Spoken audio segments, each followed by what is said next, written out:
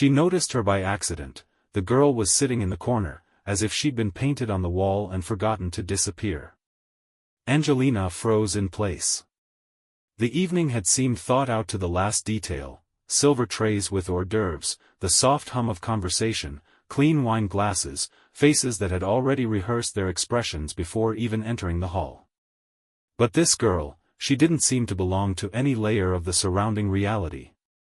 She sat on the floor by the glass doors overlooking the garden, legs tucked under her, clutching a cup in her hands. She wore a stretched-out gray sweater, like it had been borrowed, and a long blue scarf, worn and frayed at the ends. No one was paying attention to her. Not the waiters, nor the guests, nor security. Without thinking, Angelina walked over to her, feeling something rise in her chest, something like anxiety. Or recognition. She sat down beside her. Gently. So as not to frighten her. Just as she had once sat next to children in refugee camps, in villages after earthquakes, in hospital corridors. Beside them, not above them. "Are you cold?" she asked softly, looking at the girl without invading her personal space. There was no answer. Just a slight shrug of the shoulders, maybe from the cold, or maybe from tension. "Are you alone?" A pause. Then, almost a whisper. "Yes." That voice, it was like a closed door cracked open for a second. It was faint, but alive. And that was everything. "What's your name?" "Leah." Angelina nodded, as if the name was familiar. "Do you know who I am?" "Yes," the girl whispered. "I saw in the paper that you'd be here. That's why I came." The evening shattered like glass. All the important people, speeches, topics, gone. Only that phrase remained: "That's why I came." "You came so that maybe you'd see me." Leah's voice trembled, and for a moment it seemed like she might cry. But she only gripped her cup tighter, as if holding on to it like a lifeline. "And I saw you," Angelina said calmly. "And now I'm here." Another pause. And only the girl's thin fingers tugged at the scarf's fringe, as if trying to unravel the past. "How old are you?" 12. "And your parents?" Leah lowered her head. No answer followed. But it wasn't needed. Sometimes silence says more than words. Angelina slowly took off her jacket and draped it over the girl. "May I?" Leah nodded. "Where are you from?" "I had a grandma, we lived in the suburbs. But she died. There's no one else." "Where are you staying now?" "Sometimes in a shelter. Sometimes in the library. Sometimes nowhere." She said it without self-pity. Just a fact. Like saying, "It's cold outside," or "It's raining today." Angelina felt something tighten in her chest. Not from pity. But from a kind of unbearable closeness. As if this girl was a reminder. Of herself. Of the past. Of other children she had met. Children who, despite everything, were stronger than their circumstances. "And this scarf, it's beautiful." Leah's eyes lit up just a little. Just enough to understand, it mattered. "My grandma knitted it. Before she died. She said it would keep me warm when she couldn't be near." "And does it keep you warm?" "Sometimes." There was a pause. But not an awkward one. Just silence, in which both of them felt not alone. Angelina looked at her watch. It was already almost 9. The main part of the evening was starting. They were expecting her. But right now, that didn't matter. She reached into her purse, took out a small notebook, tore out a clean page, and wrote down a number. "Here. This is my person. If you call, he'll come. Or I will. Just promise me you won't disappear. Promise me you'll give me a chance to help you." Leah took the paper. Folded it carefully and tucked it into her pocket. Okay. Seriously? Yes. Then I promise you to. If you call, I'll be there. They exchanged a look. And in that look, there was trust. Fragile. But real. Angelina stood up. Brushed her hand gently over Leah's shoulder, like a mother tucking in her child. You're not invisible, Leah. You're real. I see you. And she walked back into the hall. But the feeling that someone important was still beside her never left for the rest of the evening. Every morning, Angelina began with the same gesture. She looked at her phone screen, hoping to see a name that wasn't there, Leah. Since the day she had given the girl her number, Leah hadn't called. No messages, no calls, not even a strange signal that might be mistaken for an attempt to reach out. Just silence. But that silence didn't let go. In Angelina's usual life, there was plenty of noise: filming, meetings, speeches, UN negotiations, foundations, charity work, flights. But Leah. That small, almost invisible figure with the blue scarf wouldn't leave her mind. You don't even know her, said Lupita, her friend, when Angelina told her about the meeting. Maybe it was just one of those moments. You gave her a chance. Not everyone takes it. It wasn't a moment, she replied quietly. It was a need. She came because it was her last way to be seen. I can feel it. On the third day of silence, Angelina asked her assistant, Jeff, to find out everything he could. Look into shelters, libraries, local services. Any mention of a girl named Leah. She's 12. Might have been under her grandmother's care. Now, nowhere. Jeff nodded but came back empty-handed. None of the centers have a matching case. No last name for Leah in the records. The name might be made up. Or she might not be officially listed anywhere at all. Then we search with our eyes, said Angelina. I want to go back there. To that neighborhood. In the evening, she put on an ordinary jacket and dark sunglasses. No photographers, no security, no script. Just, a woman searching for a child she once promised not to leave behind. She walked past the very door where Leah had sat. Everything was as usual: streetlights, glass, restaurant noise. But the girl was gone. She kept walking through the streets. The evening was windy, leaves swirling at the edges of the sidewalks.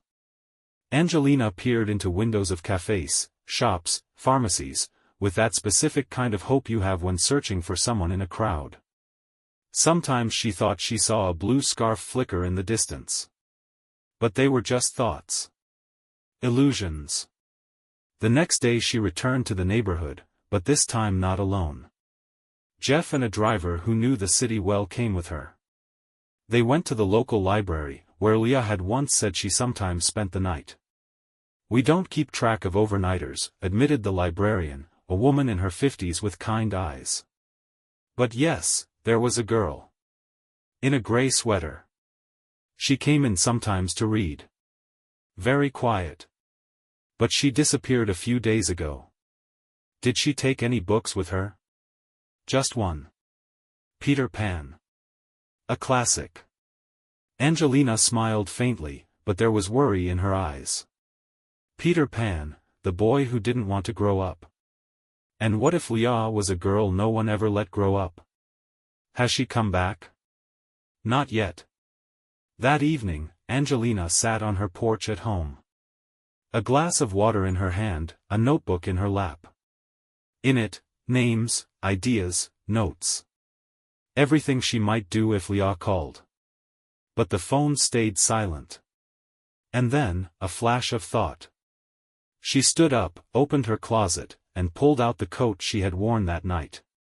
Checked the pocket. Nothing. Then the other. A note. She had almost forgotten.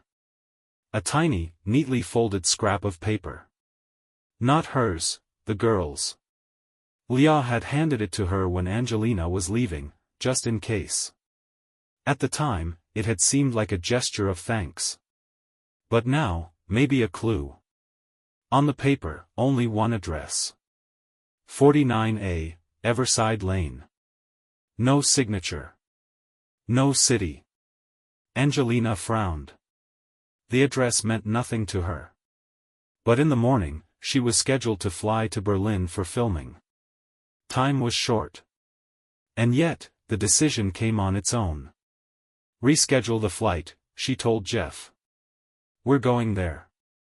Everside Lane turned out to be on the outskirts of the city. Old, uneven, with peeling signs and silent entryways. The house at number 49A was 2 stories tall, made of brick. No nameplates. Just an old, crooked door with flaking paint. Angelina knocked. Silence. Again. And then, footsteps. Soft. Light. The door cracked open. A woman stood on the threshold, gray-haired, with tired eyes. She wore a robe and a headscarf. "Good evening," said Angelina. "Sorry to bother you, but do you know a girl named Leah?" The woman stayed silent for a long time. Then, a sigh. "She left your number on a piece of paper. Said, if I disappear, find her." Angelina felt something turn inside her. "Where is she?" "She left 2 days ago. Said she wanted to make things right. I haven't seen her since. But she left something for you." The woman disappeared into the apartment. She came back with an item Angelina recognized instantly.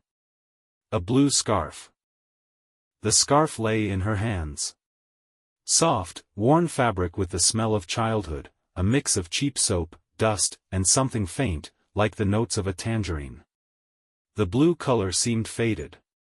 But it was still warm. As if Leah had just taken it off. Angelina stared at it for a long time, sitting in the back seat of the car. She didn't want to speak. She just squeezed the piece of fabric as if it might answer her questions. But the scarf remained silent. Just like everything around her. Did she say where she was going?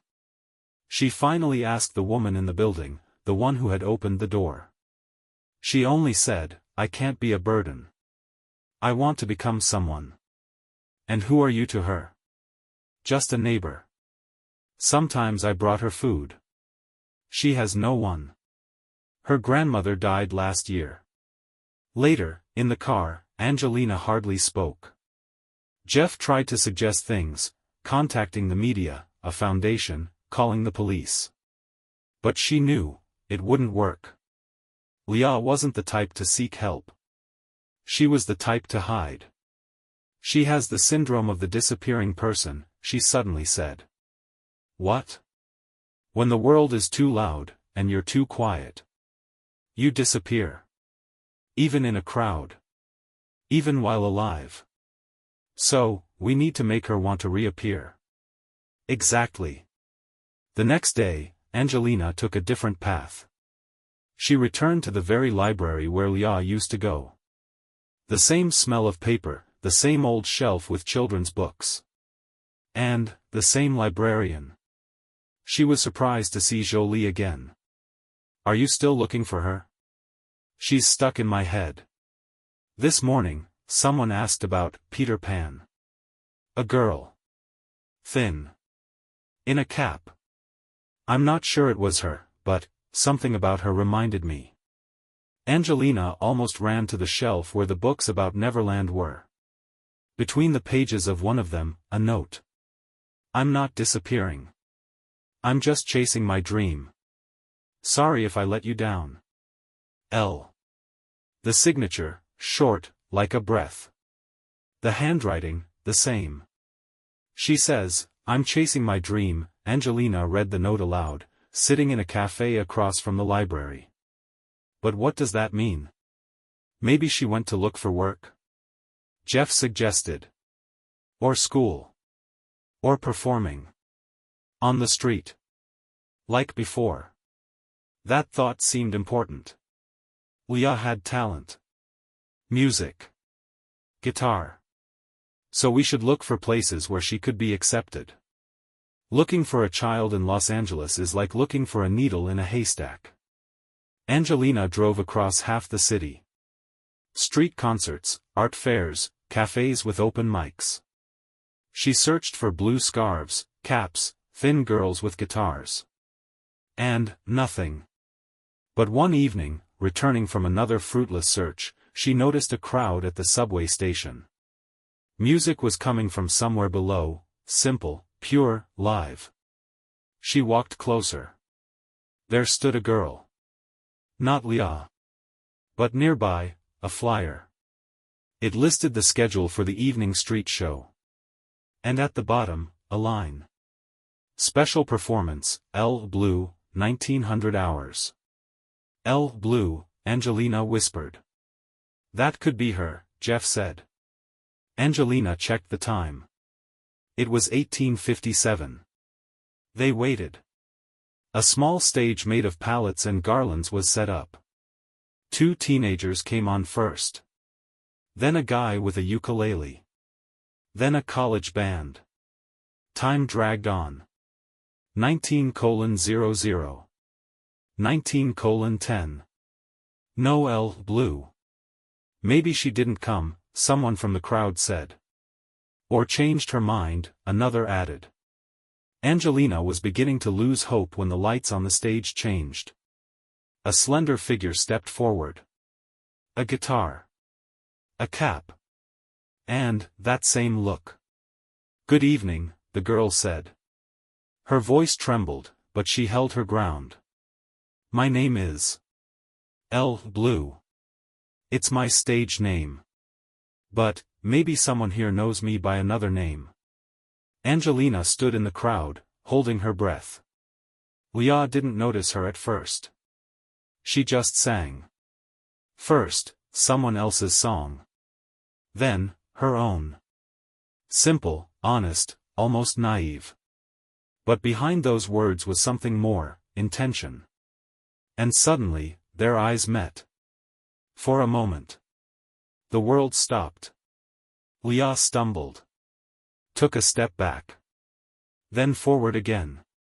Sorry, she whispered into the microphone. I didn't know if she would come. The crowd didn't understand.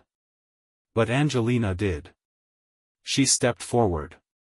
Through people, through light, through doubt. And when the performance ended, when the girl lowered her guitar, Angelina stood right in front of her. Hi, Leah, she said. Thank you for being found.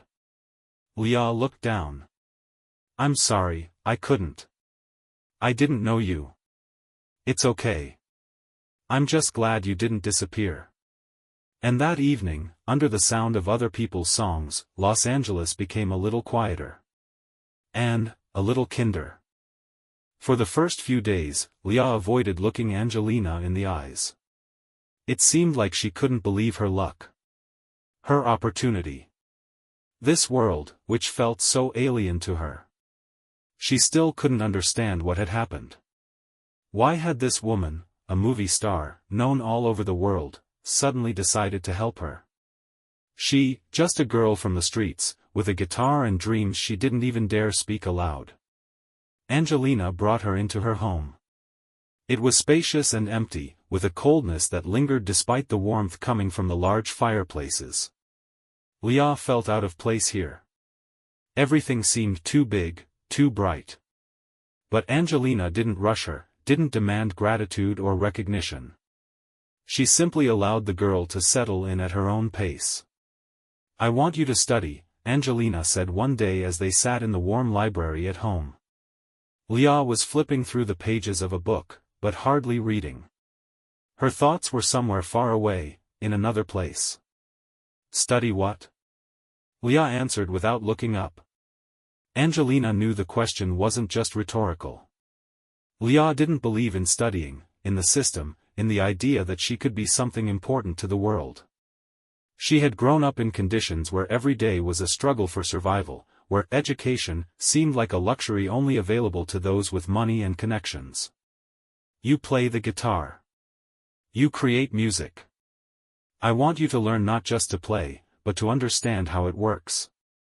What you can do with this gift, how you can change your life if you want to.